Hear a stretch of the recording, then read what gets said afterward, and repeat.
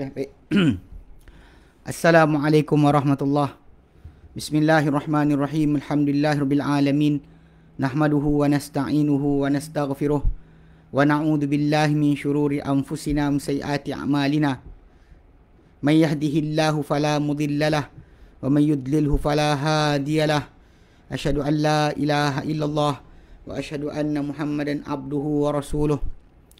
Allahumma salli ala Muhammad wa ala ali Muhammad kama sallaita ala Ibrahim wa ala ali Ibrahim wa barik ala Muhammad wa ala ali Muhammad kama barakta ala Ibrahim wa ala ali Ibrahim fil alamin innaka Hamidum Majid.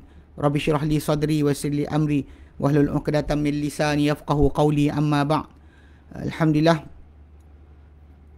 kita bersyukur kepada Allah Subhanahu wa taala kita kumpul lagi pada malam ni. Dan sebenarnya kita ganti hari semalam sebab kita exchange dengan Ustaz Fahmi Rusli berkenaan dengan hari. Jadi alhamdulillah hari ni kita bincangkan, walaupun sepatutnya Khamis. Biasa kita bincang berkenaan dengan tajuk kita bincang tajuk Quran pada hari Rabu, dan hari Khamis biasa kita bincang tajuk berkenaan dengan fiqh. Soalan kuliah kerana pertukaran berlaku, jadi kita insya-Allah hari ni akan bincangkan insya-Allah berkenaan dengan tajuk kaitan dengan Al-Quran. Dan saya pilih tajuk ni sebab semalam ada cerita kelakar ada sikitlah. Dia semua ada cerita. Dia bila kita nak bercerita kena ada cerita sebab kenapa kita pilih. Okey. Semalam bahagian media bagi Al-Khadim, mereka pusing-pusing jalan jumpa semua yang dalam office, seorang dia tanya soalan. Soalan dia berbunyi, jika anda dapat berjumpa Rasulullah SAW, apakah anda akan minta? Apakah yang anda akan minta atau cakap? Dia kata pasal dia lah, pasal banyak orang tanya soalan dia macam kan nasyid tu kan, yang lawan kainan bainal habib lah, dia kalaulah Nabi depan kita. Jadi bila kita sebut tentang tajuk kalau Nabi di tengah-tengah kita ni Al-Habib, bukan Habib yang tu yang sesat ni yang Habib ni maksud Rasulullah SAW. Sebenarnya kadang-kadang kelakar juga geng-geng yang ikut kumpulan-kumpulan ajaran sesat ni. Ada orang biasa sebut Habib, tapi dia orang sendiri mengaku dalam qasidah dia orang sebenarnya tak ada Habib kecuali Rasulullah. Tapi bila letakkan yang lain-lain sebagai Habib juga, maka timbullah tajuk perbahasan diorang letak nama Habib-Habib ni sebenarnya diorang tambah sendiri. Tak ada kedaran pun, dia tak ada macam keluarga Nabi kalau alim jadi Habib, tak pernah. Hasan Hussein Ali bin Abi Talib tak pernah dipanggil sebagai Habib, tak pernah.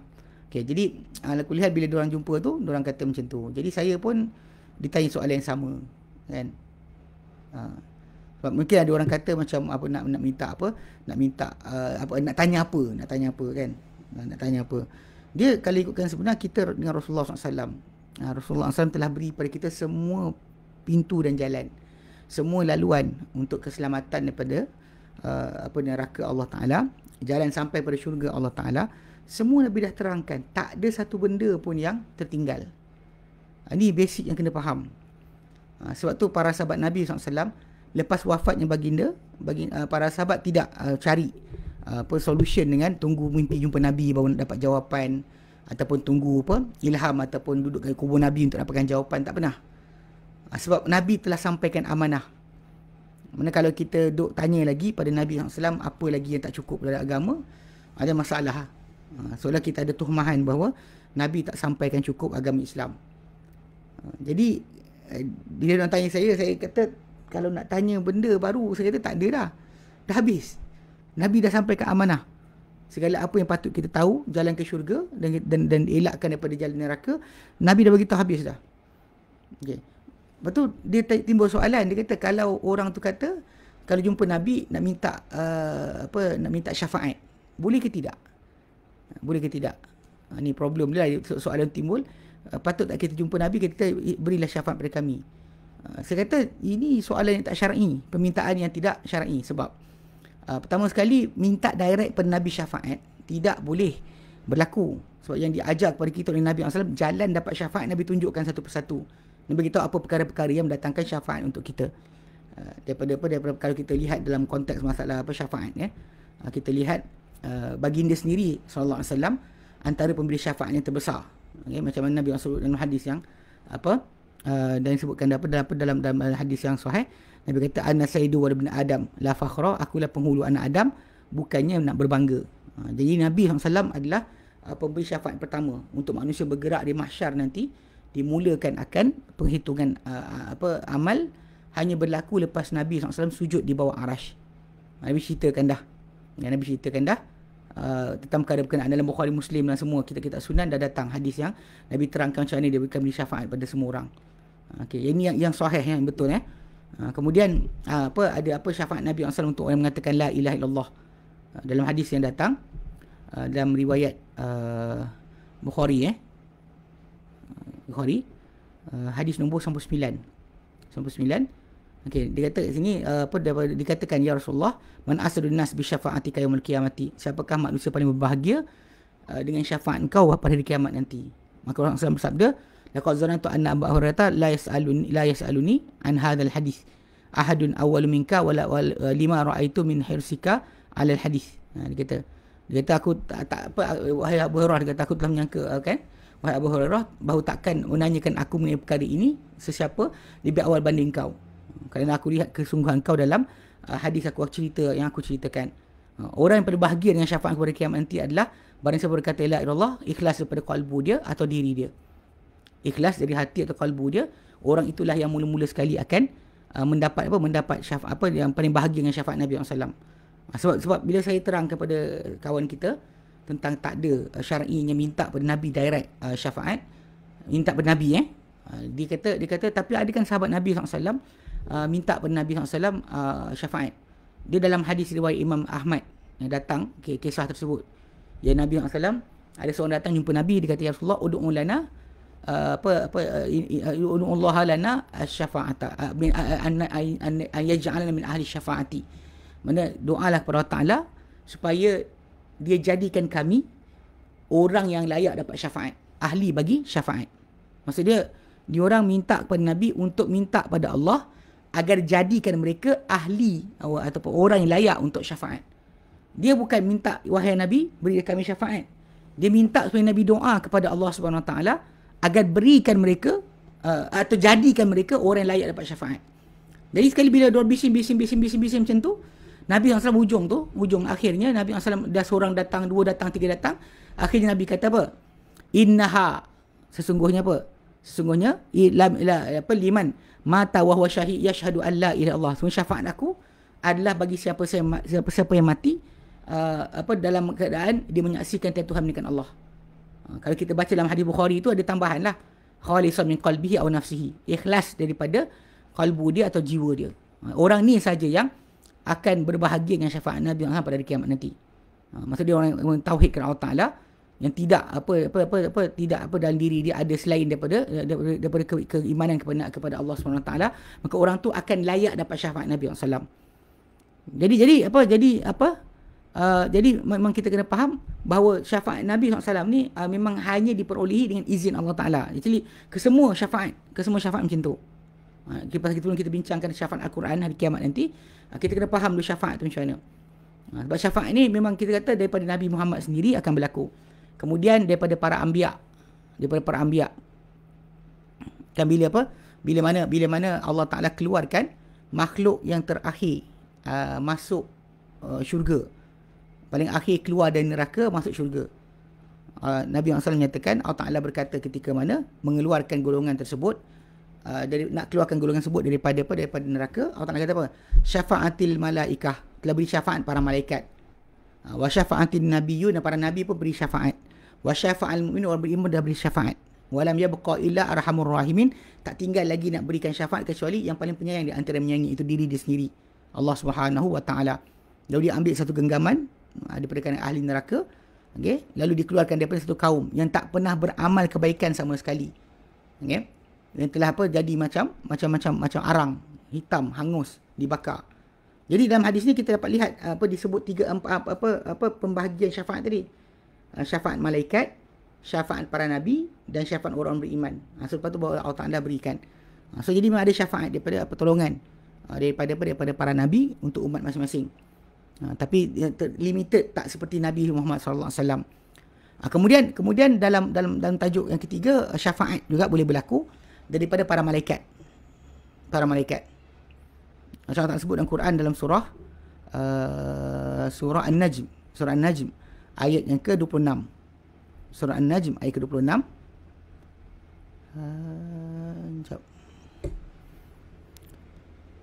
Surah An-Najm ayat ke-26 sekejap.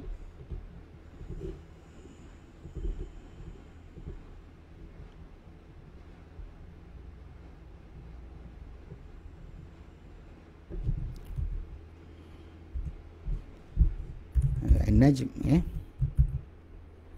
mana pula? Okey. Ke-26. Okey, Allah nyatakan dalam ayat berkenaan, a'udzubillahi minasyaitonirrajim, yang kita share sikit kan. Wa kam min malakin fis samawati, dan betapa banyak para malaikat di seluruh langit.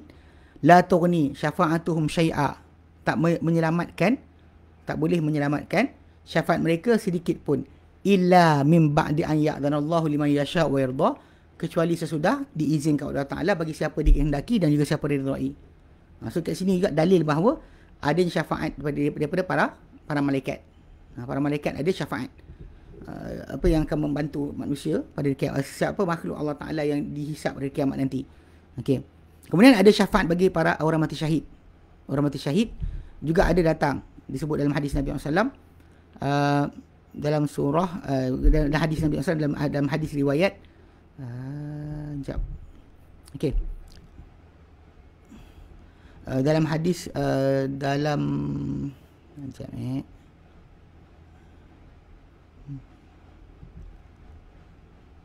okey 17. Okey, ada takhrij, ada musnad Musnad Ahmad, Musnad Ahmad, okey, yang ditakhrijkan oleh Syekh Syuaib Arnaud. Dia keluarkan hadis tu dalam hadis berkenaan, dia berbunyi thumma yuqalu ud'u syuhada. Kemudian dikatakan hadis berkenaan, panggillah orang-orang mati syahid, fashfa'una liman aradu, lalu mereka beri syafaat untuk siapa mereka inginkan. Okey, qala Nabi kata lagi, fa idza fa'alati syuhada'u dzalika, bila dibuat oleh para mati syahid demikian, qala yaqulullah azza jalla ana arhamur rahimin, akulah paling penyayang antara menyayangi. Okey, bahkan dalam hadis yang lain, dalam hadis yang diriwayatkan oleh dalam sahih Al-Jami' yang disahihkan oleh Syekh Albani rahimahullah, daripada Abu Darda, sahih Jami' Ibn Sayyuti, himpunan Ibn Sayyuti, hadis nombor 3747. Okay, datang dalam tu Nabi yang SAW menyatakan, asy-syahidu yashfa'u fi 70 min ahli baitihi, orang yang mati syahid boleh beri syafaat bagi 70 orang daripada ahli keluarga dia. Kemudian selain itu ada syafaat orang-orang yang soleh. Orang yang soleh ini dalam hadis yang diriwayatkan oleh 1920. Okey. Dalam Musnad Ahmad juga. Musnad Ahmad hadis nombor 11081, Okay. 1081 dalam hadis berkenaan. Dia kata dalam hadis tersebut, Allah Ta'ala ceritakan berkenaan dengan kata-kata hamba-hamba Allah Ta'ala soleh. Dia kata, ay Rabbana ibadu min ibadina min ibadika kanu ma'ana fi dunia. Ini hadis Muslim ada hadis ni. Hadis yang tentang dahulunya orang-orang yang masuk syurga nanti, dia akan masuk dan syurga dan minta kepada Allah Ta'ala bagi hak saudara mara mereka ataupun kawan-kawan mereka yang bersama mereka. Yang disebut dalam hadis tersebut, dia kata solat bersama kami, zakat bersama kami, puasa bersama kami, haji bersama kami. Lalu Allah Ta'ala suruh kepada mereka untuk masuk dalam neraka dan keluarkan siapa yang mereka kenal di kalangan ahli-ahli neraka. Jadi basically ini syafaat bagi orang soleh. Orang yang baik boleh bersyafaat pada orang-orang yang bersama dengan dia. Yang bersama bukan setakat kenal. Yang bersama belajar, bersama beribadat. Bersama konspirasi, Allah alam dapat ke tidak. Tapi kalau bersama dalam ibadat, ya. Hadis Nabi yang disebut ibadat. Konspirasi tak ada. Okay. Jadi kalau kita lihat kat situ, memang ada syafaat. Okay. Kemudian ada selain itu syafaat anak-anak kecil yang mati awal. Yang mati awal. Dalam hadis yang diriwayatkan oleh 25 Bukhari. Hadis nombor Bukhari, hadis nombor 1249. Sahih Bukhari, hadis nombor 1249. Nabi kata apa? Ayyuma mri'atin, mana-mana wanita, matalaha salasatun minal walad, mana-mana wanita yang mati pada baginya 3 daripada anak, kanu hijaban minan nar, maka anak tu jadi penghalang daripada neraka. Qalatil mar'atu, okey. Berkata seorang perempuan kata, ya Rasulullah, isnan kalau 2? Qala wa isnan, 2 pun sama. Nabi kata 2 pun sama. Pasal ini memang kita kata dengan syarat lah, mana orang-orang yang kematian anak ni, mati anak, boleh dapat berkenaan dengan syarat apa? Ada kesabaran lah. Allah tak nyatakan apa? Dalam ayat surah 26, 27. Okey. Dalam surah Zumar ayat ke-10.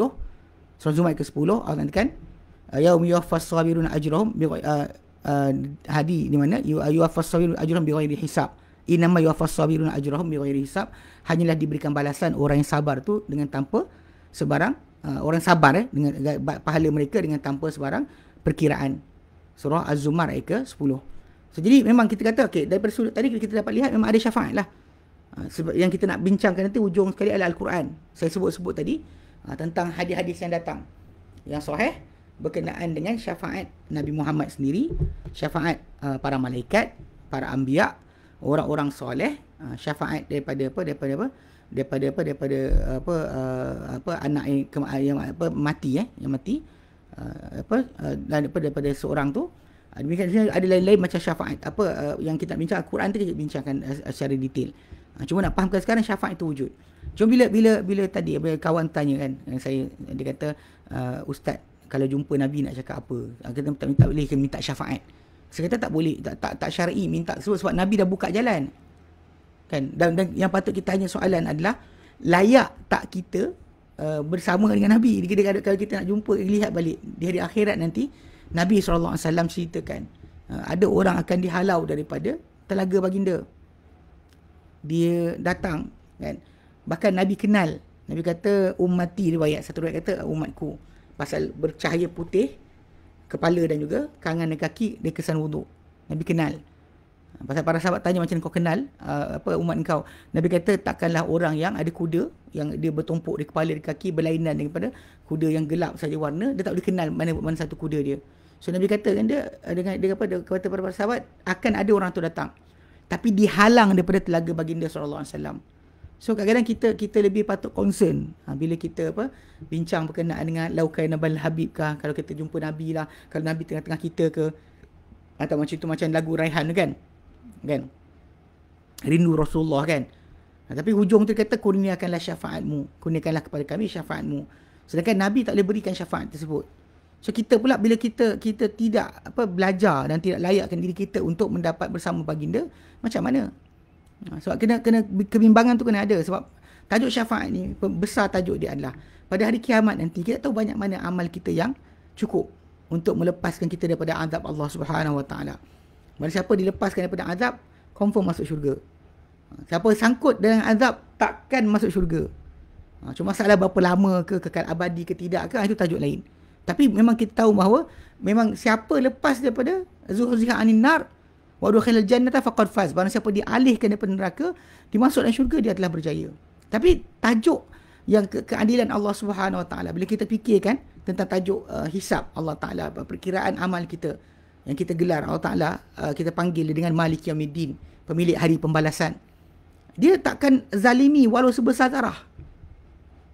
Kan macam Allah sebut dalam surah Al-Zalzalah kan, faman ya'mal mithqala dzarratin khairan yarah. Barang siapa melihat, okey, siapa yang yang beramal satu benda, satu kebaikan, dia akan lihat. Wa man ya'mal mithqala dzarratin syarran yarah. Kalau siapa yang buat satu zarah pun, sebesar semut yang merah yang kecil ataupun sebesar habuk pun kan, yang berterbangan bila ditepuk kan, apa kain dan sebagainya, maka naik terbang, walau sebesar itu sekalipun, dia akan lihat akan amal tersebut. Maka ketika tu kritikal sangat. Dan kita ketika tu sangat perlukan kepada pembantu, penolong. Yang mana Nabi SAW, dia bagi tahu kita bahaya kiamat. Dia bagi tahu kita tentang kedahsyatan keadaan hari kiamat. Yang mana adilnya Allah Ta'ala dengan keadilan yang sangat dahsyat, sampaikan para anbiya pun takut. Allah Ta'ala sangat penyayang. Tapi namun begitu, bila Allah Ta'ala zahirkan akan sifat dia sebagai yang maha adil. Dan bahkan para anbiya, bila dalam hadis syafaat yang Nabi SAW ceritakan, mereka ketakutan bila mana Allah Ta'ala pada hari berkenaan marah dengan satu kemarahan, tak pernah marah macam tu dan takkan marah macam tu lagi selepas tu. Macam tu lagi, mana tak pernah sebelum tu Allah Ta'ala marah macam tu, takkan marah macam tu lagi Allah Ta'ala selepas itu. Jadi hatta para anbiya kata nafsi. Para anbiya kata nafsi. Kita kadang kurang memikirkan tentang kiamat. Tadi kita rasa kita selamat, kita relax je, kita rasa ready. Cuma macam balik pada asal tadi, bila kita kata kita nak dapat syafaat Nabi kan sallallahu alaihi wasallam, atau kita kata nak bersama Nabi, adakah mungkin kita termasuk golongan yang disekat oleh para malaikat? Pasal para malaikat akan sekat. Siapa yang tak layak untuk bersama Nabi, dia akan sekat.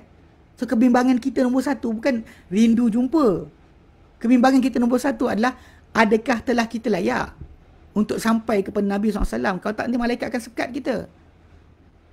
So di sini poin sangat besar.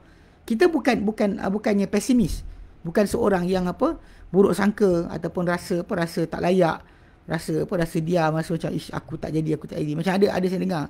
Saya ingat sekali dulu kat Kota Damansara, kita ajar berkenaan dengan tajuk iman dan sebagainya. Ada abang-abang tu datang jumpa kita lepas kelas, tu dia kata apa? Dia kata, Ustaz, nanti masuklah syurga dulu, kami mungkin masuk neraka kot. Dia ada pesimistik macam tu, sangat tak boleh. Tak boleh kita ada sikap sedemikian. Namun begitu, overconfident pun tak boleh juga. Kan macam sekarang ni bila soalan timbul kan, saya bukan sengaja nak kenakan kat kawan-kawan bagi media dekat Al-Khadim tu, pasal diorang tanya soalan tu, terkejut. Kita tengah dalam bilik, tiba datang bawa kamera. Ustaz, boleh tanya soalan macam ni? Dia tanya soalan yang pertama kan. Boleh tak, kalau tanya soalan macam ni, boleh tak kita minta syafaat pada Nabi? Saya jawab balik, saya kata tak betul. Soalan tu salah. Andai kan mengimpikan kita jumpa Nabi, ya. Tapi untuk bila jumpa nak minta syafaat, salah dah. Yang gagal. Sebab Nabi SAW tak boleh beri syafaat. Sebab syafaat daripada syarat-syarat syafaat yang asas adalah macam tu dalam surah dan surah An-Najm, ayat yang saya tuliskan tu, ayat 26 tu. Malaikat pun takkan boleh beri izin kecuali dengan izin Allah Ta'ala kan. La yughni anhum syafa'atum syai'an illa min ba'di ma an ya'dhanallahu liman yasha' wa yarda. Kecuali sesudah Allah Ta'ala izinkan siapa dia nak dan juga siapa diredai.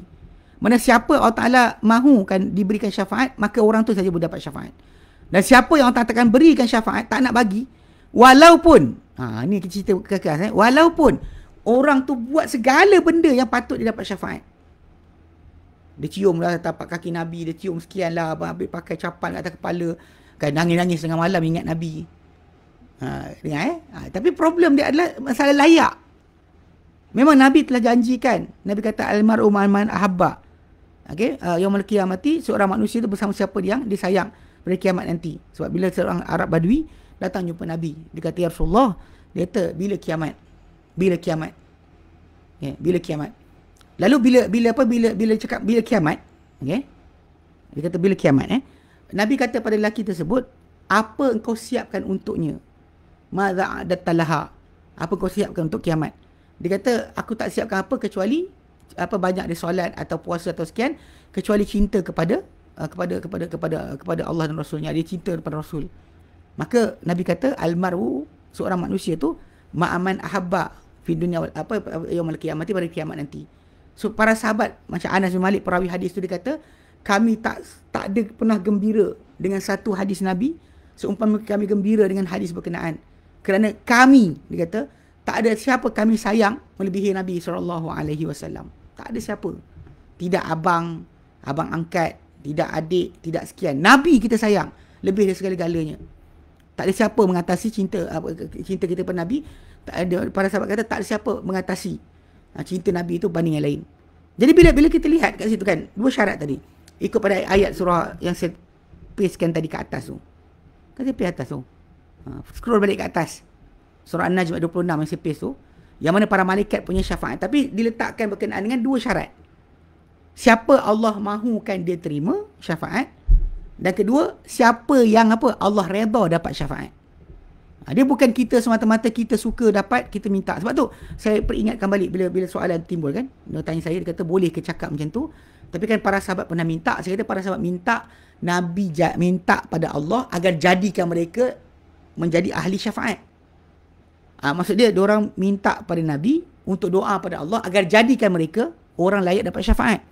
Bukannya diorang minta Nabi syafaat. Sebab syafaat ni hanya dapat dengan izin Allah Ta'ala. Every day kita baca ayat kursi, kita baca tapi kita tak perhatikan. Allah kata man dzalladzi yashfa'u indahu illa biiznih.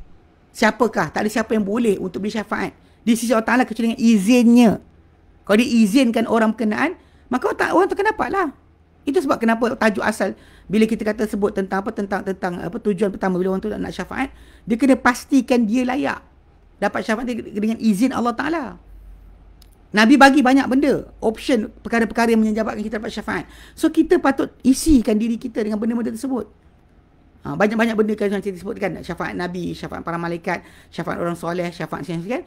Yang hujung ni, ni yang kita nakkan kita bincang malam ni. Itu berkenaan dengan bagaimana Al-Quranul Karim memberi syafaat pada kita. Pada dalam kisah yang lain, Nabi ceritakan berkenaan dengan tajuk tajuk malaikat akan beri syafaat, orang beriman akan beri syafaat, pada Nabi beri syafaat. Nabi sebut. Tapi dalam begitu Nabi tak ceritakan cara. Pada tentang Nabi sendiri SAW, orang paling layak dapat syafaat ada orang paling banyak berselawat ke atas baginda SAW. Dan bukan selawat rekaan lah pastinya, pasal kita tahu bahawa seorang manusia itu patut jadi itibak pada Nabi dahulu sebelum pada yang lain. Kalau Nabi SAW tunjukkan cara kita berselawat. Dia selawat lah macam hari ni Jumaat kan.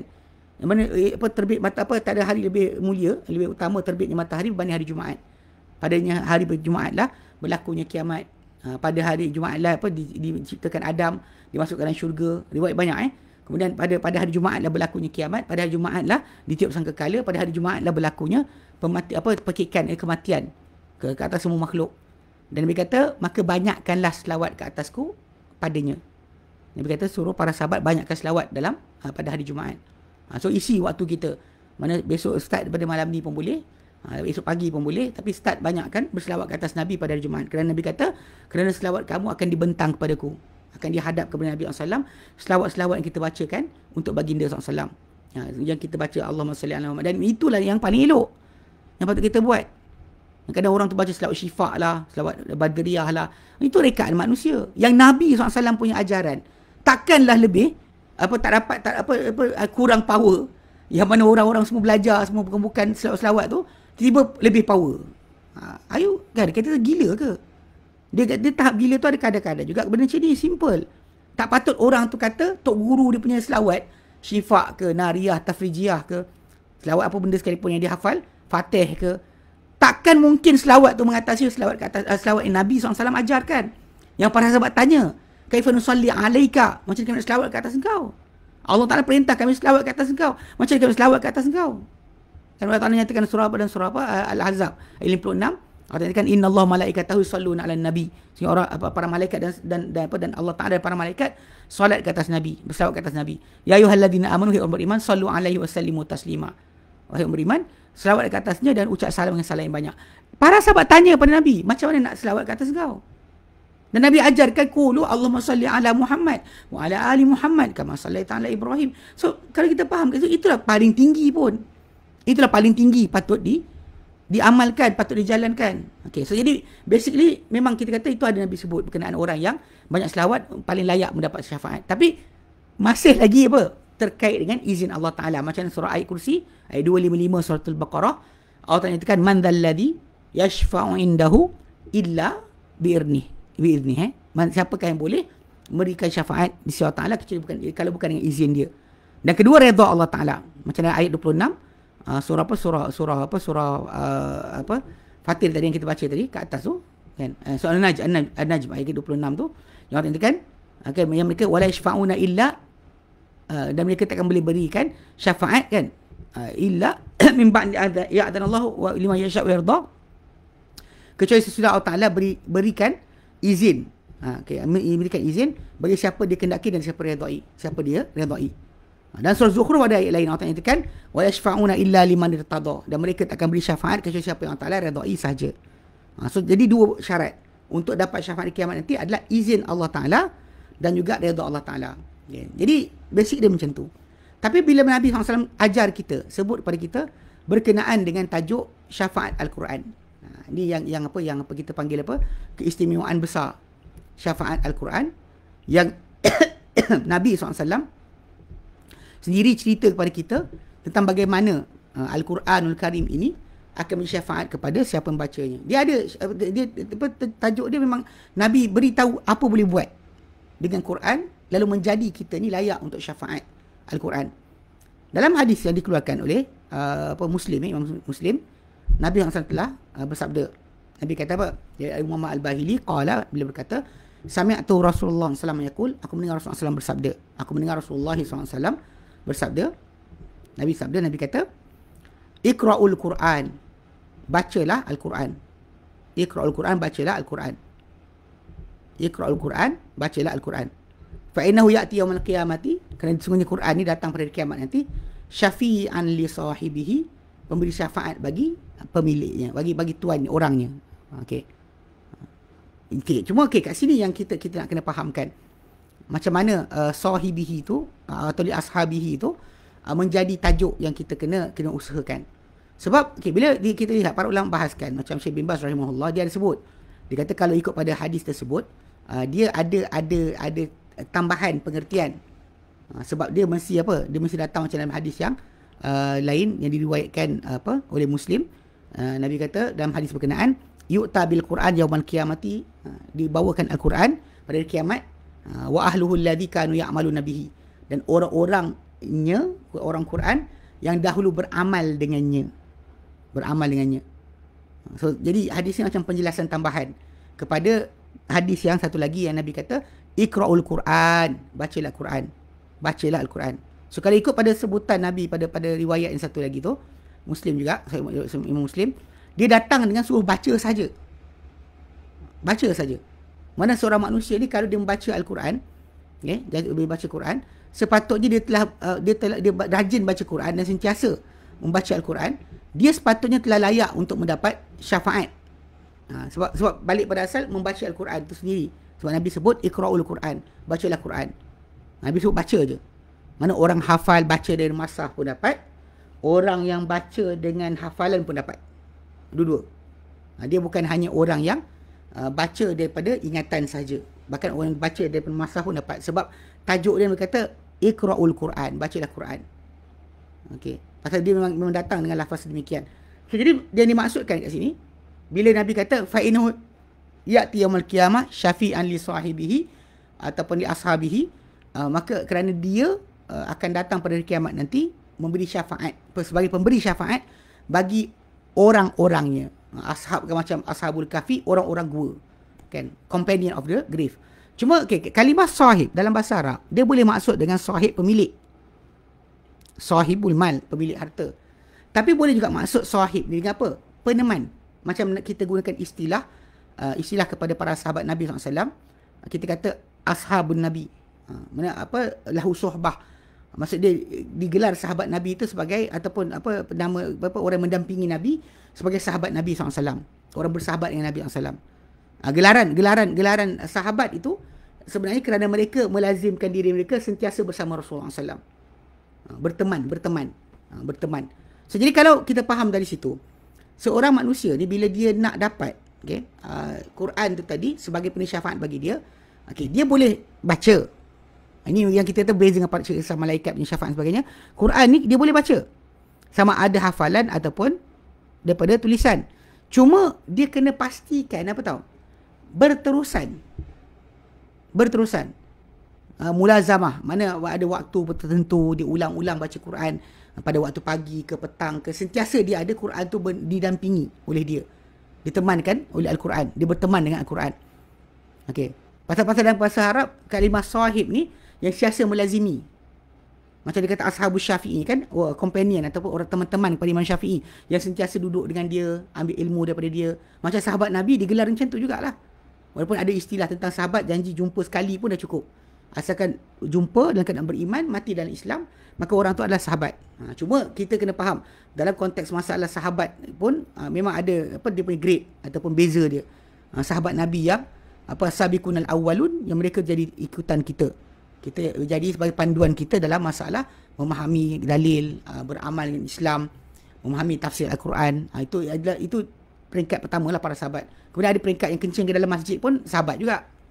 Kan yang kencing, badui kencing dalam masjid tu kan. Dia kencing itu sahabat juga. Hatta kalau ikut pada nama sahabat tu, orang pernah jumpa Nabi mati atas Islam, mana orang tersebut boleh dikatakan Abdullah bin Ubay pun sahabat. Bahkan Nabi gelar dia sahabat. Dia berkata janganlah orang nanti kata Muhammad bunuh sahabat dia. Namun begitu kita belajar balik istilah sahabat yang menjadi ikutan kita, macam surah At-Taubah ayat ke-100. So diorang ada definisi as-sabiqunal awwalun, orang mula awal masuk Islam. Orang-orang tu sebut yang Muhajirin Ansar. Itu yang dikatakan sebagai kumpulan khas. So bila kita kata, bila sebut Quran ni, orang ashabul Quran. Ashabul Quran ni adalah orang yang sentiasa menghabiskan masa dia ataupun kebanyakan most of masa dia dalam membaca Al-Quran, dalam pembacaan Al-Quran. Maksudnya dia teman Al-Quran dekat dunia. Maka Allah Ta'ala beri balasan kepada dia, balasan yang serupa, iaitu dia menjadi Quran tu menjadi peneman dia di hari kiamat nanti, kawan dia pada hari kiamat nanti. Macam dikeluarkan oleh Lujnah Fatwa Daimah kan. Fatwa Daimah keluarkan, ini bagi semua orang, ini bukan ulama, ini dilantikkan Yahudi. Tapi ini kita umat Islam Ahlussunnah wal Jamaah, kita tahu ini adalah ulama yang mengetahui Islam dengan betul, seperti yang dikehendaki oleh Allah dan Rasulnya, bahkan ikut manhaj para sahabat. Dalam kata-kata dikata kat sini, tidak ada syak bahawa siapa baca Quran dan beramal dengan kemestiannya dan melaksanakan hukum-hukumnya dan teliti dia peneliti dan sentiasa membaca, sentiasa ada tak waktu untuk bacaan Quran, maka dia akan berjaya dengan redha Allah Ta'ala dan syurga Allah Ta'ala, dan akan terhasil darjat tertinggi daripada syurga. Bahkan dia bersama dengan malaikat yang kiram bararah. Ni pasal Nabi kata al-mahir bil Quran, orang yang mahir Quran, ma'as safratil kiramin bararah, dia akan bersama dengan para malaikat kiram yang mulia, safarah yang berwajah indah, bararah yang baik. So jadi kalau ikut kepada itu, memang orang mahir baca Quran, dia akan bersama-sama para malaikat. Ini janji yang Nabi katakan, al-mahir bil Quran ma'as safratil kiramin bararah, yang dikata. Jadi dan bahawa Al-Quran ni akan menjadi pemberi syafaat. Bahkan penghujah. Pada dalam hadis yang kita sebut tu, Nabi kata, sambung Nabi kata pada Iqra'uz Zahrawain, bacalah dua surah yang bercahaya, bersinar. Itu Al-Baqarah dan Al-Imran. Fa innahuma, kan dua surah tersebut ta'tiyan yaumal qiyamati, akan datang hari kiamat nanti. Dari kiamat nanti dia akan datang karamamatan, seperti dua awan mendung. Au kaghayatan, atau seperti dua awan hitam. Au firqan min at-tayr, atau seperti dua kelompok burung. Tahujjah ni an sahibi, menghujah bagi pihak kedua-duanya. Mana dia akan berhujah, minta Allah Ta'ala, dia kata janganlah siksa orang ni, janganlah sekian. Memang kita kata jadi berhujah, dia bukan setakat temankan kita.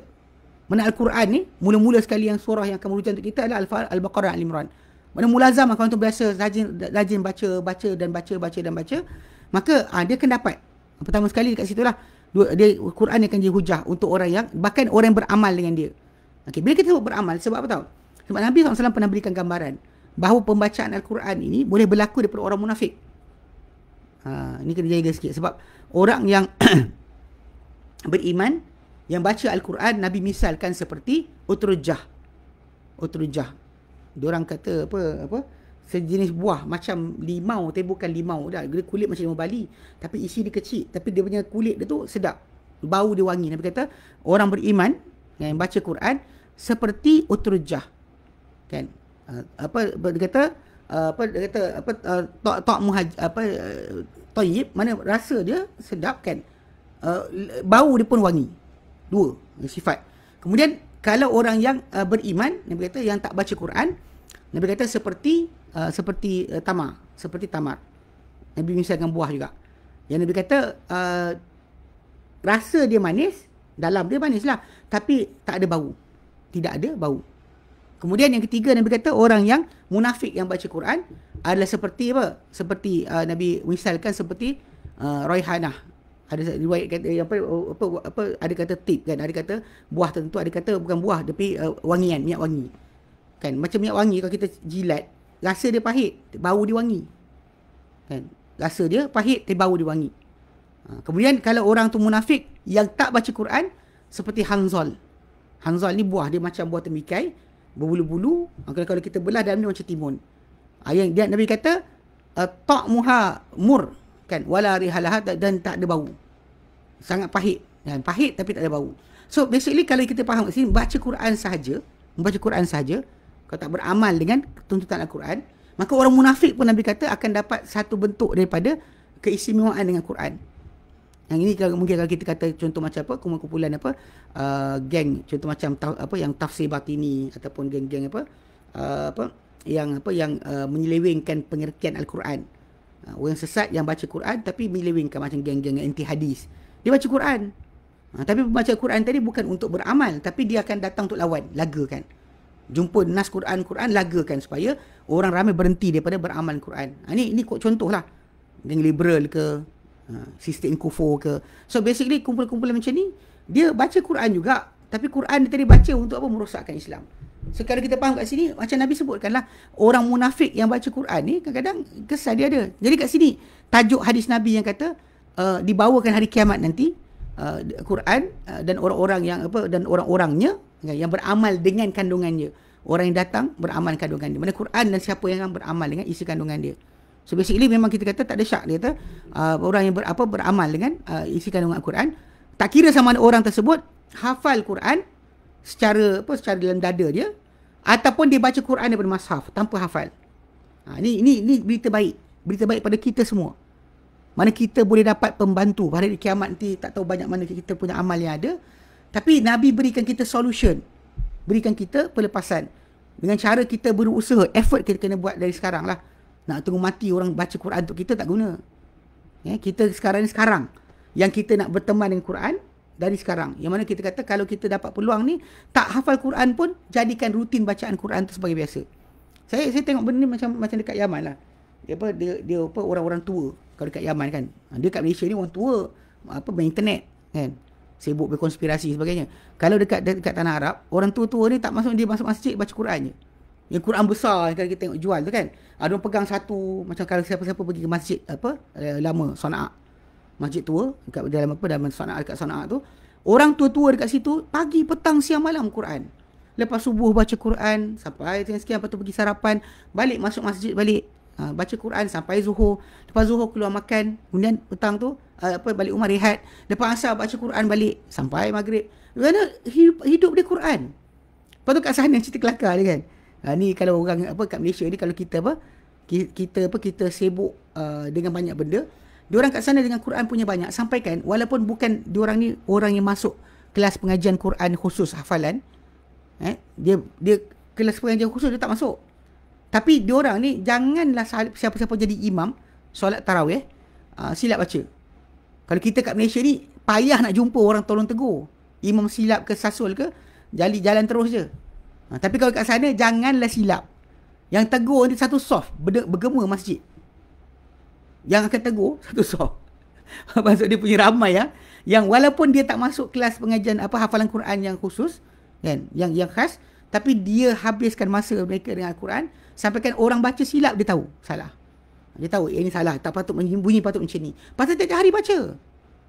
Tiap hari baca. Kita banyak jugalah orang kadang-kadang mengasaskan sekolah-sekolah hafal Quran, tapi tak hafal Quran pun. Dia tak ada kesungguhan pun. Walaupun duit dia banyak ke, harta dia ada, masa untuk Quran tak ada. Dia sanggup bagi duit.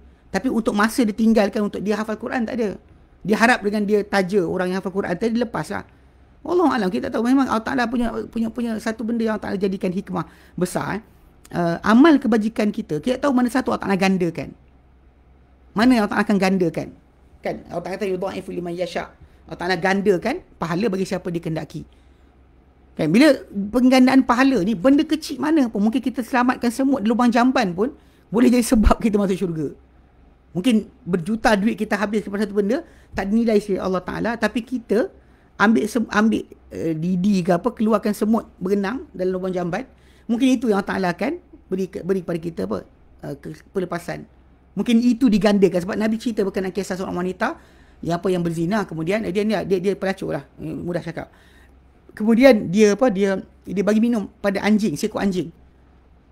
Dia minum anjing, kan, dia bagi minum anjing, dan dengan sebab belas kasihan daripada anjing tadi, Allah Ta'ala gandakan kebajikan itu sampai dia lepas daripada segala azab. Dia masuk syurga dengan sebab itu.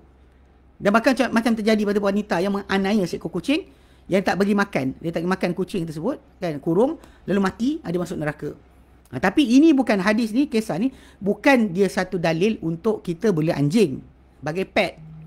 Bagi makan anjing tak ada hal. Kan? Kalau beli anjing, kan, pasal Nabi kata barang siapa, mari tanah kalban. Barang siapa beli anjing, dalam hadis Bukhari Muslim. Barang siapa beli anjing, bukan kerana tanaman, bukan kerana tanakan. Dan satu riwayat, bukan kerana berburu. Kan, ada sebut kata bukan kerana berburu tanaman, tanakan, bukan kerana berburu, 3 saja. Hilang pahala di sebelah bukit Uhud setiap hari. Every day akan hilang sebesar bukit Uhud. Ini amaran, bila kita kata datang, amaran untuk kehilangan pahala, kan, sia-sianya kerja kebajikan kita, itu adalah amaran, jangan buatlah. Kadang artis-artis, kadang kita perhati juga, kadang suka mencabar. Kan, suka mencabar. Bahkan memang kalau kita di negara barat, nilai anjing lagi besar daripada manusia. Diorang boleh masuk anjing dalam rumah, kan, anjing kesian basah, manusia dia biarkan mati, tak apa. Itu ada satu budaya di barat diorang kembangkan. Kalau kita nak sewa rumah, ada anak kecil, diorang tak nak ambil. Kalau masuk rumah, nak sewa rumah, ada anjing, okey. Ini kena berjaga-jaga sikit. Sebab kita bimbang kita ni dah main. Ini tak tahu King Dajjal bincang ke tidak, Allahualam. Tapi benda ni adalah di antara satu pergerakan yang kita kata dalam Islam larang, kita sibuk nak buat. Yang Islam suruh tak buat. Yang Islam tak suruh tu yang buat. Yang kita jadikan sebagai amalan. Bagi makan binatang mana sekalipun, dapat pahala. Kita dah bagi makan burung pati, dapat pahala. Tak ada masalah. Makan siapa makhluk pun, tak ada masalah. Yang pahala tu ada. Allah Ta'ala tak pernah kosongkan. Tapi menjadikan syiar hidup kita untuk menentang hadis Nabi SAW, tu jaga-jaga sikit lah. Tu kena jaga sikit. Soalan kuliah yang saya nak faham tadi, penggandaan pahala. Mungkin kita taja sekolah anak yatim ke, sekolah hafal Quran ke sebagainya. Mungkin kat situ kita dapat. Sekarang kita masalah benda tu yang dibuat tadi tu, yang kita tanggung tadi tu, boleh jadi, boleh tidak. Banyak mana yang kita jadi ikhlas, banyak mana yang kita berkira atau mungkin balik, Allah Ta'ala mengetahui. Tapi macam Quran tadi, kalau kita boleh buat, kita buat sendiri je, tak ada orang tahu. Tak payahlah tulis kat sekolah, kat Facebook, hari ni dah khatam 3 kali, Alhamdulillah. Hari ni dah baca dah separuh muka, Alhamdulillah. Tak cerita kat orang lah. Benda tu antara kita dengan Allah Ta'ala. Dia amalan-amalan yang kita boleh buat tanpa orang tahu. Cuma memang kita secara peribadi, kan, kita faham banyak orang tak buat. Pasal tidak ada sebarang keprihatinan dalam tajuk mengejar jalan-jalan keselamatan yang Nabi bawa. Kita sibuk dengan benda lain, kita kurang untuk jalankan perkara ni. Mungkin banyak benda kita tahu konspirasi, tapi tak hafal Quran pun. Ayat Quran berapa patah je kita ada. Ini jaga-jaga. Sebab kadang ada orang, dia rasa dia hantar anak dia pergi hafal Quran, dia akan selamat. Ini jaga-jaga sikit.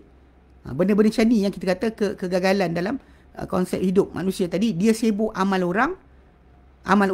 yang orang lain buat untuk selamatkan diri dia. Sedangkan amal yang akan dikira pada diri dia sendiri. Masalah perkaitan tadi tu, kita tak tahu banyak mana yang lepas. Bahkan deviously kalau kita ada helah. Macam kita kata, ya Allah, betul aku tak baca tapi anak aku hafal Quran. Itu bukan alasan. Itu bukan alasan. Allah Ta'ala nak kita punya effort. Kan? Sometimes kita dan manusia ni, bila kita nak lihat dia punya kesusahan atau kepayahan tadi berdasar kepada kebolehan yang dia ada. Dia rasa otak dia pintar, pandai berkira, tapi bila otak dia pintar tapi tak diisikan dengan Al-Quran, dia masalah lah. Ini kesilapan besar yang sering berlaku pada manusia. Jadi bila dalam hadis Nabi tadi sebut Iqra'ul Quran, bacalah Quran kan. Dia kata memang Nabi sebut macam tu. Memang kita kata memang tanpa hafal pun tak apa. Janji kita ada waktu-waktu yang kita letakkan untuk diri kita baca Quran sebanyak mana yang mungkin. Kalau kita harap macam saya sebutlah orang tua-tua kat tanah Arab kan sibuk. Kan mungkin sebab ni lah kadang-kadang mereka ni kurang pening kepala dengan tajuk-tajuk yang sensasi yang kita masyarakat Islam kita di Malaysia ni ada. Kita ada macam-macam sensasi kita keluarkan, tajuk Dajjal lah, tajuk sekian dan sebagainya. Tapi dalam masa kalau kita perhatikan balik, diorang kat sana banyak orang. Saya ingat dulu bos saya, bekas bos saya, dia kata anak tak faham, dia kata kenapa orang Arab ni macam random, macam tak kenal, tak tahu Dajjal lah, tak tahu sekian lah. Diorang dah dapat janji Nabi. Lepas apa yang berlaku, hujung tu nanti akan berlaku khilafah alaman haji nubuah. Diorang tak pening kepala. Diorang tahu Nabi kata Islam akan menang. Kesedihan kita depan benda sekarang ni, kita geram dan sebagainya, tak suka dan tak mahu, tapi Islam akan menang. Diorang tak pernah hirau sebab janji Nabi dah ada. Kita ni kadang-kadang poyo kan? Rasa diri kita bagus, konon kita lebih hebat pengkajian dan sebagainya, kononnya kita lagi pandai daripada Nabi. Bila Nabi dah bagi tahu benda sekian, kita masih lagi nak struggle kat situ. Kenapa? So konsep dia berbeza, sangat berbeza. Diorang macam kita kata nampak macam tu, tapi pasal apa? Pasal janji Nabi tadi, diorang akan sibukkan dengan amalan diorang. Bukan amalan orang, amalan masing-masing. Amalan mereka, apa mereka nak buat mati, apa mereka patut buat untuk untuk jadikan diri mereka ni diredai Allah SWT. Apa jadikan mereka layak untuk syafaat. Itu yang patut dipikirkan. Jadi kalau kita kata kat situ macam apa yang Fathul Iman sebut yang tu dia kata kerana Nabi sabda dalam hadis yang sahih, Iqra'ul Quran fa innahu ya'ti yaumil qiyamah syafi'an li ashabihi. Bacalah Quran kerana Quran ni datang pada kiamat nanti beri syafaat bagi orang-orangnya. Dan bacaan Quran teman-teman tidak terhasil untuk syafaat, bahkan tak boleh tidak bacaan dengan beramal. Ini menunjukkan bahawa hadis yang lain yang kita sebutkan tadi, hadis nombor 805 Sahih Muslim, yang Nabi kata yu'ta bil Quran yaumil qiyamati, akan dibawakan Quran pada hari kiamat nanti, wa ahlihi alladhi kanu ya'maluna bihi, dan orang-orang yang dahulunya mereka beramal dengan Quran.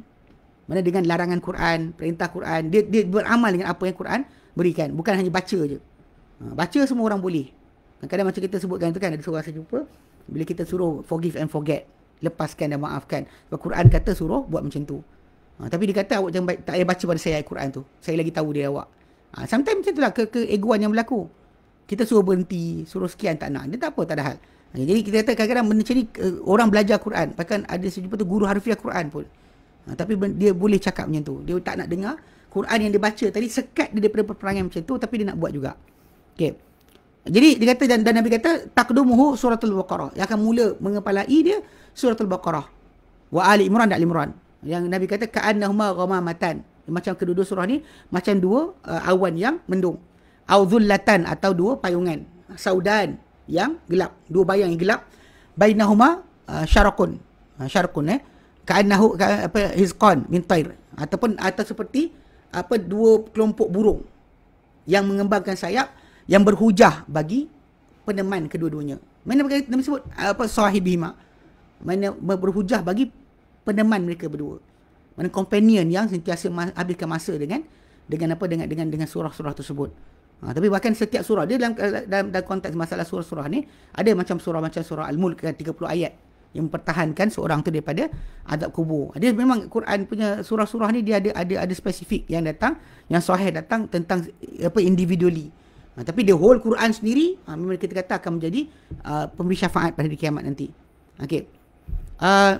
Dan di dalam syarah Mishkatul Masabih, dia kata allazi kanu ya'maluna bihi, orang-orang yang dahulu beramal dengan Quran adalah menunjukkan kepada bahawa barang siapa baca Quran tak beramal dengannya tidak menjadi ahli Quran. Dia baca saja, tapi kadang masing-masing. Kalau dia kata tak banyak dapat pun, dia kena belajar lah.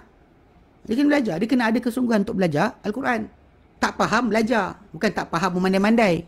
Tak faham, belajar. Bukan tak faham, buat bijak. Memandai-mandai. Kalau orang Terengganu kan kawan saya dulu kata berbijak. Dia tak pandai, tak bijak, tapi berbijak. Tunjuk-tunjuk pandai, kan, rasa boleh buat apa yang dia disukati. Jadi memang kita kata tak faham boleh, kita Allah Ta'ala tak zalim pada kita. Kadar mana kita boleh dapat daripada kebaikan daripada Quran tadi, kita banyak baca, kita banyak mana, Kita ada masalah. Bahkan memang ada daripada riwayat yang datang, ada salah kawan kita tulis nukilkan, memang tak ada arahan suruh hafal Quran. Ya, arahan suruh baca Quran. Suruh hafal tak ada. Suruh baca je. Kalau setakat baca saja, setakat hafal, dah banyak orang dia jadi hafal Quran tapi lupa balik. Banyak je macam tu. Tak ada timbul tajuk pun. Maksudnya kalau kita kata hafal saja tak madai. Dia kena beramal sekali dengan pengertian Quran. Bahkan macam kita sebut tadi, kalau baca Quran saja pun ada orang dalam hati tidak ada Quran, kan macam kumpulan Khawarij. Mula Khawarij yang contoh macam yang bunuh Osman bin Affan radhiyallahu anhu, yang datang daripada Iraq dan daripada Mesir. Kumpulan ni adalah kebanyakan mereka daripada pembaca Quran, guru-guru Quran. Contoh lain macam Abdurrahman ibn Muljam yang bunuh Ali bin Abi Talib, yang dirasa dia hero. Ya, kumpulan Khawarij ni dirasa dia hero pasal membunuh pemimpin atau membunuh pemimpin yang tidak mengikut arahan Al-Quran, tak ikut perintah Allah Ta'ala. Walaupun sebenarnya terjemahan atau pengertian bagi ayat Quran tu ditunjuk oleh para sahabat, mereka tak nak dengar. Mereka tak nak dengar apa yang sahabat jelaskan daripada pengertian Quran. Tapi dia nak apa dalam kepala dia. Dia kata Quran kata macam ni ustaz. Quran macam ni. Dia cinta Quran kata. Sedangkan dia lupa sebenarnya yang penterjemah Quran yang pertama adalah para sahabat Nabi. Jadi kat sini muncul kumpulan-kumpulan ni kan. Bukan kumpulan biasa. Abdullah bin Muljam zaman Umar bin Khattab radhiyallahu anhu, dia guru Quran yang dihantar oleh Umar untuk mengajar Quran di Mesir. Bayangkan Umar pernah percaya pada dia untuk mengajarkan Quran di Mesir. Bahkan Umar perintah pada dia punya gubernur di Mesir supaya luaskan halaman rumah dia, besarkan rumah dia, luaskan halaman dia supaya dia boleh banyak dapat orang belajar Quran dengan dia. Umar macam tu sekali. Tapi orang-orang macam ni kita tahu baca Quran tapi tak nak pengertian yang sama. Tak nak beramal dengan Quran, ataupun dia nak Quran tapi dengan amalan dia sendiri, suka-suka hati dia. Dia orang rasa dia hero. Dia orang rasa dia hero. Bunuh Osman dia rasa dia hero, bunuh Ali dia rasa dia hero. Sebab tu kenapa kena faham bila baca Quran saja, hafal Quran saja, kita tak boleh kita tak boleh limitkan kepada tajuk itu. Masa baca Quran itu dah satu benda. Tapi pemahaman Quran tadi kalau kita nak beramal dengannya, hanya boleh diambil daripada para sahabat Nabi SAW. Bukan kita ambil suka hati kita. Sebab muncul Khawarij, muncul Syiah adalah kerana orang-orang yang belajar Quran tapi tidak sampai ke pun hati dia. Sampai kat sini je. Sampai tengkorok dia saja. Sebab tu Nabi beritahu tentang kumpulan-kumpulan ni memang sentiasa akan muncul. Zaman sekarang pun ada, zaman dulu pun ada. Tak ada hal. Dan kita sentiasa perhatikan balik. Okay, jadi macam dia kata. Dan Syekh bin Baz rahimahullah dia sebut, dia kata iqra'ul Quran. Bacalah Quran. Fa innahu ya'ti yaumil qiyamah.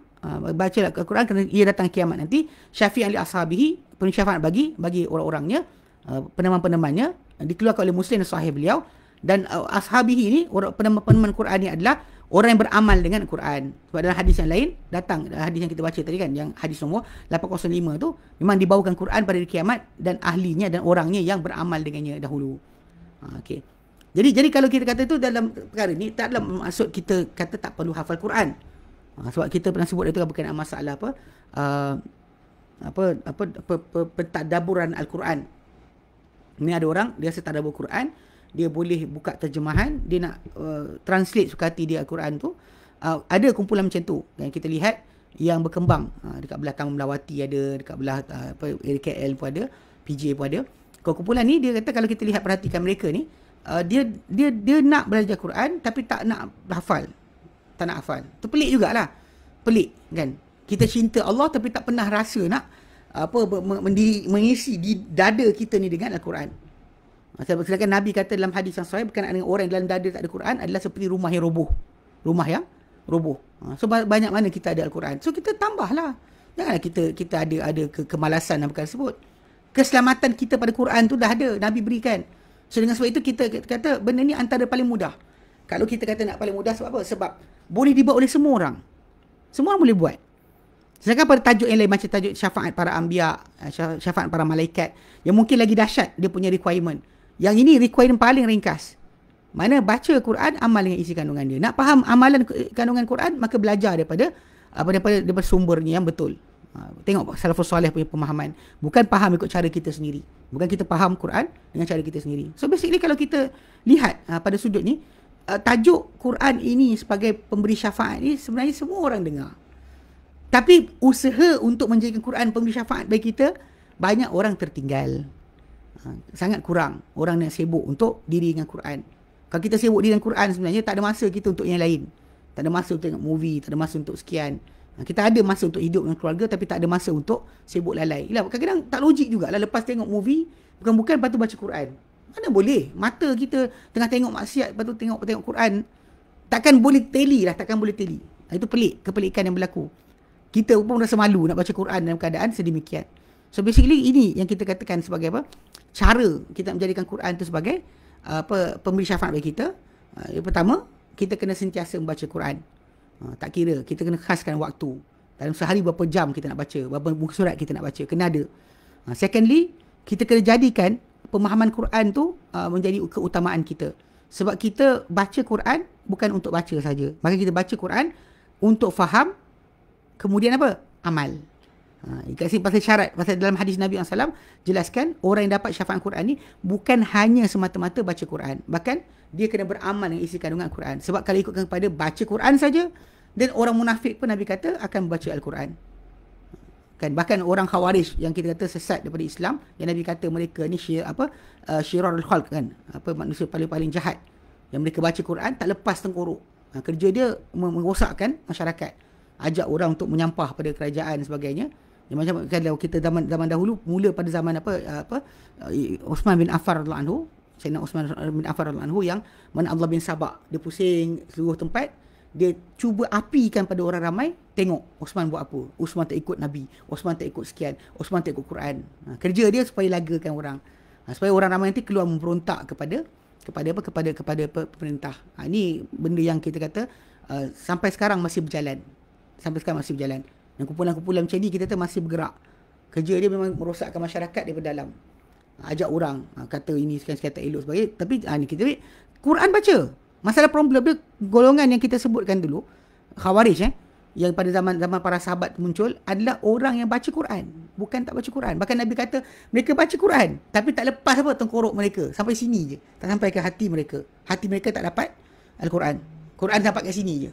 Sebab tu kita kena faham konteks masalah Quran tu menjadi kita punya syafaat. Kita kena sentiasa banyak masa dengan Quran. Sebab macam kita kata Allah Taala dalam hadis yang banyak kita kata, Nabi berikan tajuk bahawa Allah Taala akan membalas kita dengan serupa apa kita buat. Contoh macam kalau kita maafkan orang, Allah maafkan kita. Kita lepaskan kesusahan orang, Allah Taala lepaskan kesusahan kita. Kita sentiasa akan dibalas balik. Kita berkira, Allah berkira ke atas kita. Dan kalau kita teman Quran, Allah jadikan Quran teman kita balik hari kiamat nanti. Tapi dengan dua syarat lagi lah. Itu kena belajar memahami Quran kita, dia bukan untuk difahami, bukan untuk dibaca saja, bukan untuk difahami, dan juga diamalkan. Barulah orang tersebut akan layak. Dan sebanyak mana dia dapat di Quran tu, macam dikatakan para ulama, tak penting. Kalau dapat sikit pun sikit lah, tapi penting kesungguhan dia ada. Sebab pada asal memang kalau ikutkan kita belajar Al-Quran ni, nak betul-betul macam Ibnu Umar radhiyallahu anhu, dia belajar Al-Quran, dia belajar Al-Baqarah, bukan Al-Quran seluruhnya, Al-Baqarah saja 8 tahun. 8 tahun dia ambil masa.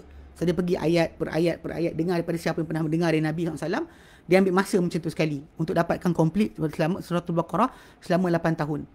Pergi 3 ayat, 10 ayat. Dia takkan lebih, pasal memang para sahabat Nabi akan belajar 10 ayat, kan, belajar faham ilmu dan amal dia, kemudian baru 10 ayat baru. Jadi mereka akan ambil masa, take time. Kita kadang nak cepat kan, cepat baca Quran habis, kemudian kita buat pulut kuning, balik, tutup Quran, wassalamu. Tu khatam Quran bulan Ramadan, lepas tu lepas Ramadan kan simpan Quran balik. Ini masalah kita, sebab kita lupa sebenarnya kita tak semestinya akan sampai pada Ramadan akan datang. Allah Ta'ala boleh ambil nyawa kita bila-bila masa. Alangkah ruginya kita, kekosongan yang kita ada sekarang ni, terutama zaman PKP, Allah tak jadikan kita tak boleh keluar merayau sangat, dan orang pun nak keluar takut, dan jadi kita disuruh kalau boleh kerja di rumah. So masa kosong kita dengan Quran tu sangat banyak. Tapi Allahu'alam, kan kita tak dapat macam yang kita sebut itu kan, kita nak Quran menjadi penghibur hati kita, tapi kita jarang baca Quran. Macam mana? Yang kita nak Quran menghibur hati kita, kita ajar doa, bukan doa kesedihan. Barang siapa kesedihan kan, Allah mini abduka ibnu abdika ibnu amatik kan, ya Allah, aku ni hamba engkau, anak hamba lelaki kau, anak hamba perempuan kau, nasiyati biyadik, ubun-ubunku di tanganmu, madin fi hukmuk, berlalu ke atas aku hukum kau, adlun fi qada'uk, sangat adil ke atas aku akan keputusan kau, as'aluka bi kulli ismin huwa laka, aku minta pada engkau ya Allah dengan semua nama milik engkau, samaita bihi nafsak, engkau namakan diri engkau dengan nama-nama tersebut, au anzaltahu fi kitabik, atau kau turunkan nama tersebut dalam kitab engkau, Au alam tahu adam min khalqik, atau kau ajar nama tu pada siapa-siapa di kalangan makhluk kau. Awis ta'sartahu fi ilmi ghaib indak, ataupun kau simpan nama tu pada ilmu ghaib sisi kau. Mana dengan semua tu, nama-nama tu, antajal Quran rabi'a qalbi, kau jadikanlah Quran ini sebagai penghibur hati aku, wa nur sadri, cahaya dadaku, wa dhahabahum hammi, dan penghilang bagi jala hammi, penghapus bagi kerunsinganku, wa dhahaba huzni, penghapus bagi kesedihanku. Kita kena ada, tapi dalam tajuk ni dia suruh Quran tu dijadikan sebagai apa? Sebab. Tapi kalau kita baca Quran, macam mana Quran nak jadi penghibur hati kita? Kita belajar Quran. So itu masalah kita. Quran tidak kita jadikan sebagai teman kita. Kita nak Quran jadi syafaat kita, tapi kita teman Quran di sini. Kalau kita teman di sini, kita akan jumpa di sana balik. Semua benda tu berkait dengan tajuk amalan kita di sini, jumpa di sana. Tak ada second upgrade. Kalau kita duit banyak pun, seorang baca Quran untuk kita pun tak guna. Rahmat mungkin turun ketika mana pembacaan berlaku. Tapi kiamat, takkan ada faedah pembacaan tersebut kepada kita. Sebab tidak ada untuk manusia. Wa laysa lil insan illa ma sa'a. Tiada untuk manusia kecuali apa yang dikerjakan. What you did, ada itu kita akan gain. Kita tanam padi, dapat padi. Tanam lalang, dapat lalang lah. Bukan tanam lalang, dapat padi. Itu basic yang kena jaga. So, kejarlah kan, masa kosong yang kita ada ni, jadikanlah masa-masa ni untuk Quran. Jangan tunggu Ramadan. Sebab nyawa kita tidak tahu bila akan berhenti. Baik. Wallahu a'lam. Benda banyak sangat soalan pelik-pelik ni. Otai ni tanya soalan bukan. Tak ada kaitan dengan tajuk pun ada. Okey. Saya tengok soalan jap. Bla bla bla bla bla bla bla bla bla. Okey. Ustaz, bagaimana status syair Imam Syafi'i? Itu kan Imam Syafi'i punya pun. Yang mana tu? Ilahilatul Firdaus tu. Yang tu. Itu kan Imam Syafi'i punya. Nun kata Rabi'at Adawiyah punya. Tak ada kaitan dengan Imam Syafi'i pun. Yang mana satu? Lafaz dia. Kalau Ilahilatul Firdaus bukan Imam Syafi'i punya. Tidak ada kaitan dengan Imam Syafi'i. Semua pembohong-pembohong, penunggang-penunggang agama di kalangan ahli sufi yang sesat, gunakan zikir tadi, dia tak nak pasal bukan kaitan dengan Imam Syafi'i pun. Dia gunakan tajuk tu kait dengan Imam Syafi'i. Sebab orang kita kat Malaysia ni pun kadang-kadang seronok je kita kelentong kata Imam Syafi'i je, semua menggelupur. Padahal sebenarnya tak belajar pun. Tak ada kaitan. Okay? Macam mana nak cari syafaat untuk nak cari untuk mendapat syafaat itu, kan cerita dah tadi. Ada mengatakan bila azan berkumandang, jawab seperti azan dikumandangkan kecuali pada dua. Hayat as-salah, hayat al-falah, kena dapat selawat kepada ku dan syafaat. Betul itu Nabi sabda kan? Hadat lahu syafaati. Halal untuk dia dapat syafaatku. So Nabi beri kita perbuatan, jawab azan, kemudian doa, doa minta Nabi maqam mahmuda kan? Doa lepas azan, selawat ke atas Nabi dan dapat syafaat Nabi. So ada cara dia. Sebab tu kalau macam yang saya kata temu ramah yang dibuat oleh Al-Khadim punya youth punya projek tu, dia tanya soalan tu kan. Saya kata tak syar'i.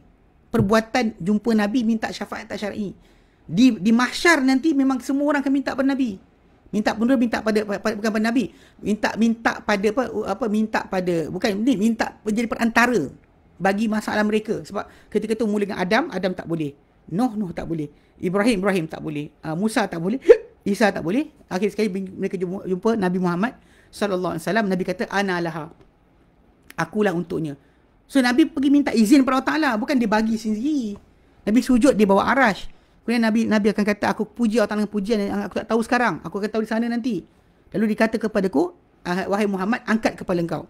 Mintalah engkau diberikan, berilah syafaat engkau diberikan syafaat. So ketika tu Nabi kata, Ya Rab ummati, wahai Tuhan, umatku.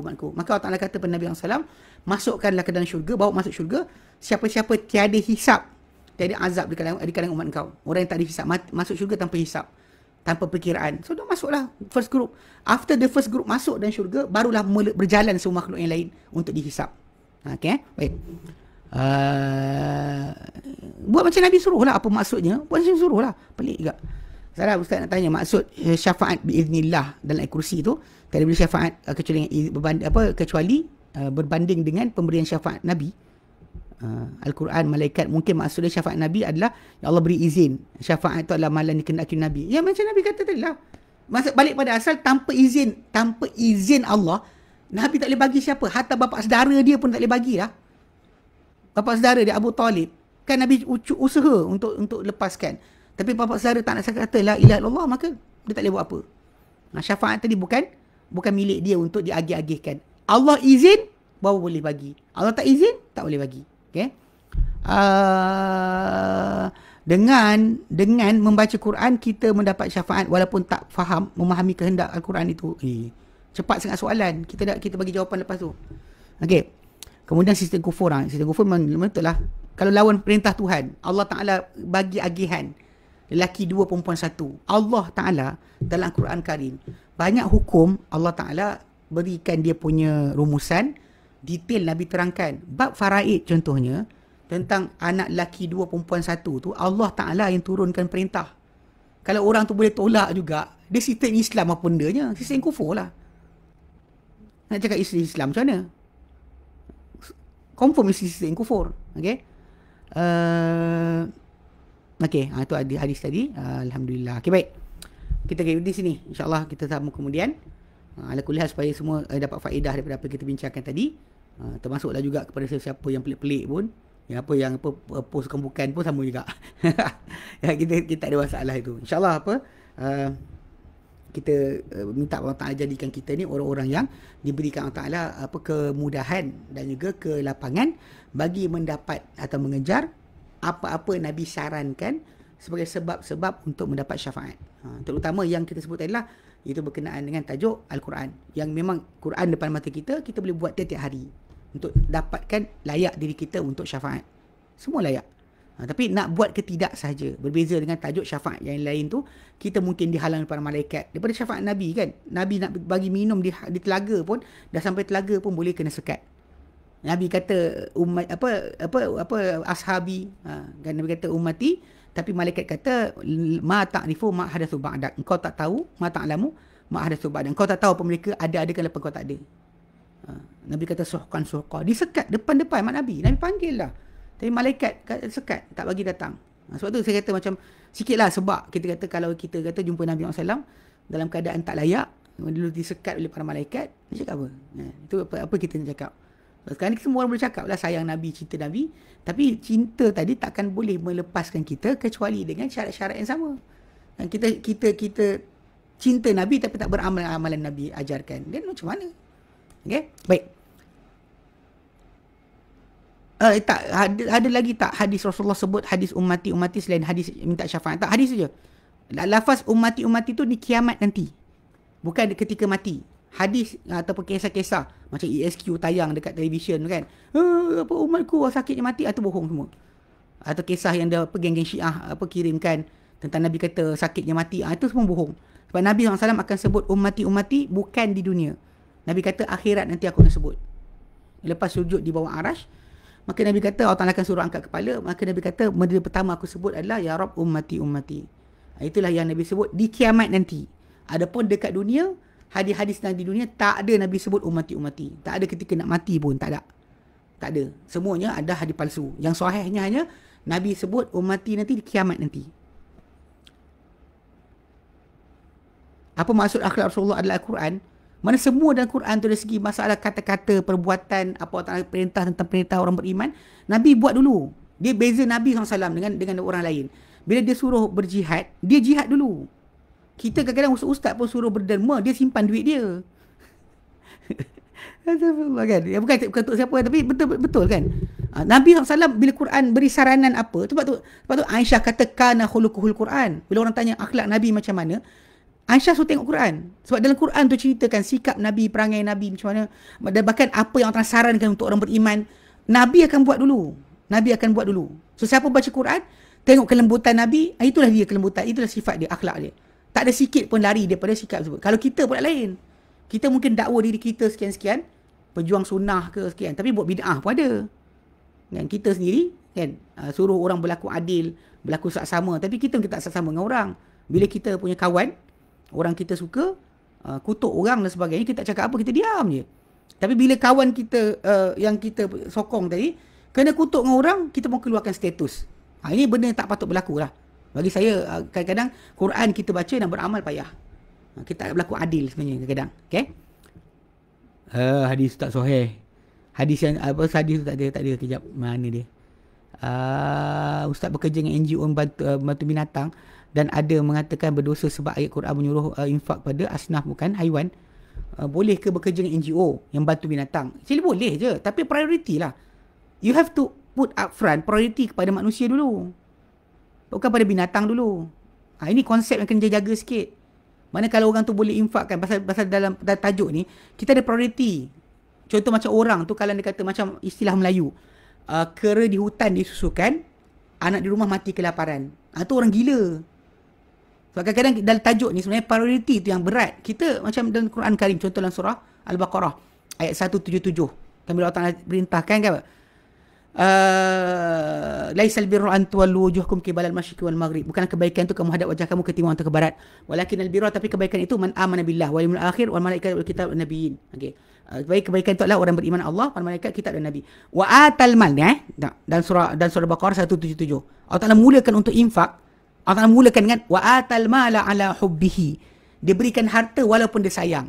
Tahu tak nombor satu letak apa? Zawil qurba, orang punya hubungan keluargaan kita. Kemudian baru wal yatama, kemudian wal masakin, kemudian wa ibnis sabil, kemudian wasailin wa fir riqab. Allah Ta'ala letakkan nombor satu keluarga, sebab beri bantuan pada keluarga ni paling berat. Kita mungkin boleh bagi rumah anak yatim ribu-ribu duit, nak bagi adik-beradik kita yang miskin tak keluar. Tak keluar. Serius, saya tengok benda kisah benar. Orang tu boleh nak bagi mana-mana, nak bagi adik-beradik dia berkira. Ada kat sini, ada kena jaga sikit. Sebab tu ujian berat. Kita bukan buat binatang tu, manusia. So, kita akan ada syaitan datang kata manusia tu malas, dia tak kerja, tapi binatang tak reti, dia tak akal. Itu salah dia kita juga. Saya jaga sikit. Ini kena perhatikan betul-betul. Sebab balik pada asal, kita binatang tadi kita beri makan secukup kadarnya pasal dia boleh cari makan sendiri. Once kita kurung dekat dalam satu sanctuary, tu masalah timbul. So binatang tu boleh cari makan sendiri. Kita kurung dia dalam satu kawasan, tu masalah kita lah. Saat kita kurung je, kita dah tak tanggungjawab yang lain. Itu masalah juga. Macam sekarang ni, macam dekat belah Sabah ke Sarawak, yang sibuk apa untuk bagi apa vaccination kepada apa rabies kan, anjing-anjing yang kena sawan, yang gigit orang mati. So problem ni, siapa nak tanggung? Kenapa duit untuk bagi manusia makan kena bagi binatang dulu? Itu masalah dia. Kalau kita ambil cerita kisah perempuan yang pelacur tu, dia ketika tu dia berdua je ada. Dia pun dah minum air dah. Dia bagi anjing tu minum lepas tu. Bukan masalah dia kedepankan anjing atas diri dia, tak. Kena faham tak? Dia ada belas kasihan tengok. Belas kasihan tak salah. Tapi untuk kita prioritikan binatang atas manusia tu, tahulah kan.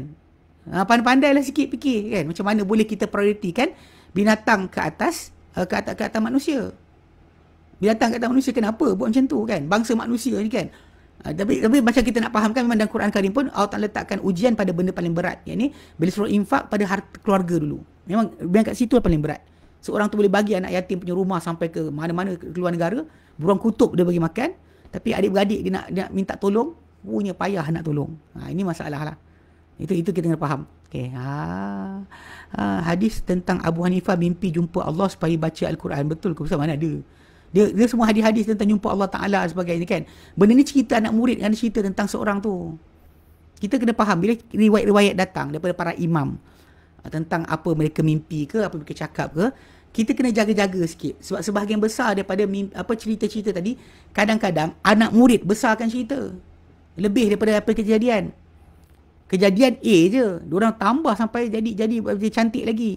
Pasal sayang guru dia atau mulia guru dia, supaya orang nampak guru dia hebat.